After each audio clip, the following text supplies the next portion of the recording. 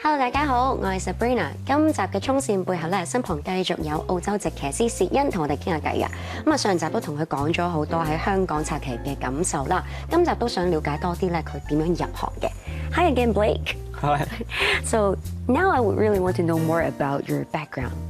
Since when did you start to love racing, or let's say horse riding? Well, I loved it ever since I can remember, so I can't really say what age because I can't remember back how many years ago, but ever since I was a little kid I can see photos of myself maybe 1 or 2 years old on ponies, and then it just progressed from there. But I always had a love for horses. My family have been in horses their whole life, and really when I think about it, I've never wanted to be anything else but a jockey. So your father is also a jockey. Was that a main influence to you? No, I wouldn't say that. He was a rider, but my mum and dad, they got separated when I was, very, very young. But my stepfather, he's a horse trainer, and I was raised with him. And I grew up with him and mum my whole life, and riding horses, and then progressed to riding race horses and was apprenticed to him, and then just went from there. So from the very first moment that you rode on a horse, you knew that you was going to be a top jockey, right? Well, I was hoping I was going to be a top jockey, but you're never really too sure, but that's what I was aiming to be, yeah. So how did you become a jockey from step by step in Australia? Was it very hard over there?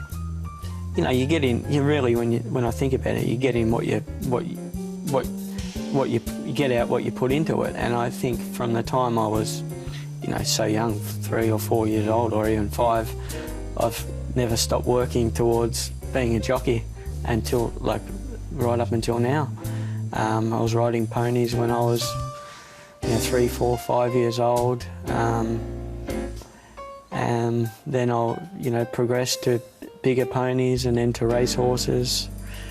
Went to my apprenticeship when I was 14 years old. I left school to be a jockey when I was, around 15, and I just worked tirelessly to become a jockey. And really, I gave up sport when I was a young kid.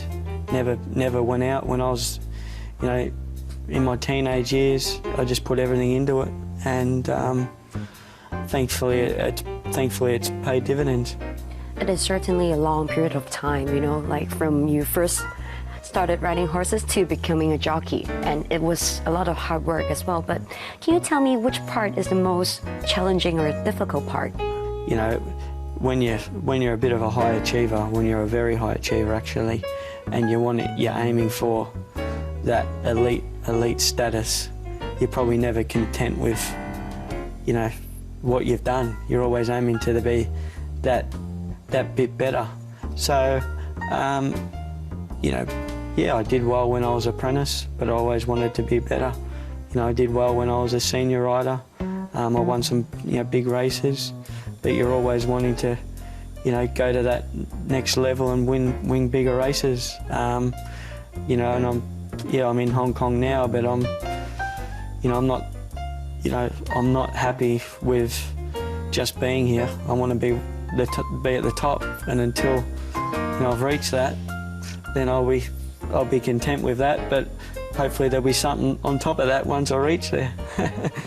Okay, I'm curious. When you were younger, which jockey was the one that you admired the most? Look, there were many, there were a couple. One was a guy named Darren Beedman. He was in Australia, and he was someone that I really, really looked up to in Australian racing.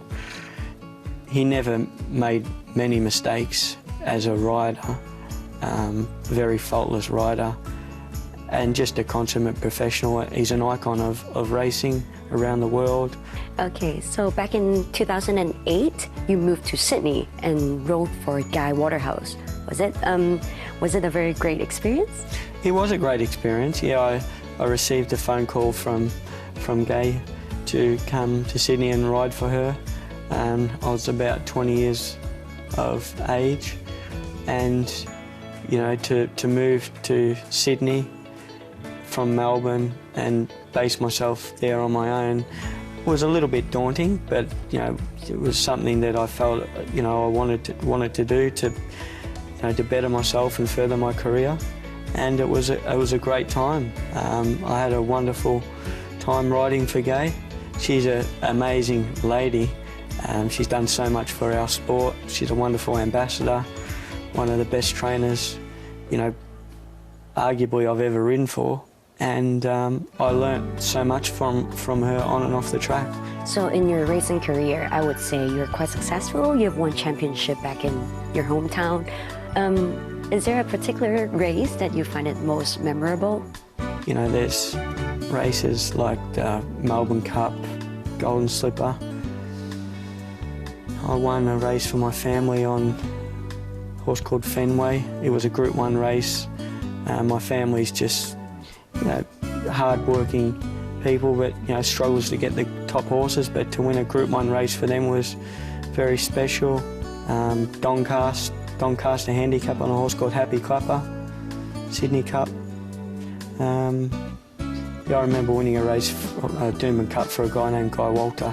He's passed away now, but that was a pretty special win too. And I know also you had ups and downs in your racing career because you had a neck injury not long ago.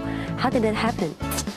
Yeah, well, I was just riding in a barrier trial at Randwick on a horse that was quite green. He was just a baby horse, quite new and inexperienced, and he just got scared from the other horses and ran through the running rail, and just got dislodged from the horse and fell awkwardly and broke my neck. Was it a very bad injury? How long did it take for you to recover? It was a bad injury. I fractured my C1 and 3 in my neck, and a little bit more to the left, or could have easily been a quadriplegic, and I feel very blessed that it wasn't any worse, because I wouldn't be here right now. So it took you a long while to recover. During that time, were you very frustrated? Have you ever thought of giving up? No, I didn't feel like giving up. I wasn't frustrated. I worked tirelessly to try and be one of the elite riders, say, around the world. When you have an accident like that, you think, geez, if you had that taken away from you, well, you have nothing. So it made me put things into perspective and realise how lucky I am just to be doing actually what I love doing, and that's riding horses and competing in racing. So it actually made me take the pressure off myself a little bit and just enjoy what I do, and that's riding horses and riding in races. Last time you told me that coming to Hong Kong was always your dream, and now that you're here, do you plan to stay here? Is that your goal? I do, yes I do. So I'll have to start riding a few more winners to hopefully stay here, but hopefully that'll happen. But I have a vision that I could stay here long term.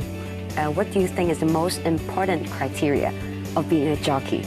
It is that inner self-belief that you have to have in yourself, that you are good enough. You can get a bit despondent, whether it's through lack of support or you have an unlucky ride on a race. But you have to keep reminding yourself that you are good enough, and you have to just keep turning up and keep working harder.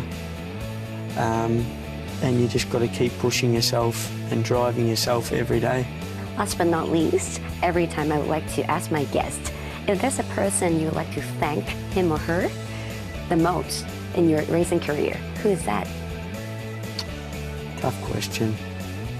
The obvious questions are my parents, my mum and stepfather, because they provided me with a wonderful opportunity, and they've given me the support through my whole life.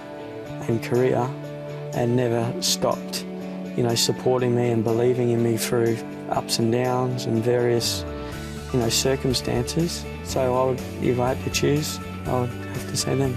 Thank you very much, Blake. Thank you so much for your time. Thank Wish you all the best in Hong Thank you Kong. very much. Good luck. Thank you. 咁啊，再一次多謝薛恩啦，上嚟同我哋傾偈啦。咁祝佢喺香港咧事事順利，快啲贏多啲頭馬啦。拜拜。明進之星就已經將紅旗星象擺脱咗添啦，咁啊見到後邊嘅馬有大師級慢慢上啲，外邊追有馬有冠啦，咁啊再喺外邊上緊嚟有自在人生馬冧，中間係紅星嗰啲馬，最後100零米明進之星仲係佔先啊，但係外邊嘅馬有冠上得勁，中間仲有啲大師級上緊嚟，接近終點第1名咧係嗰隻大師級啊。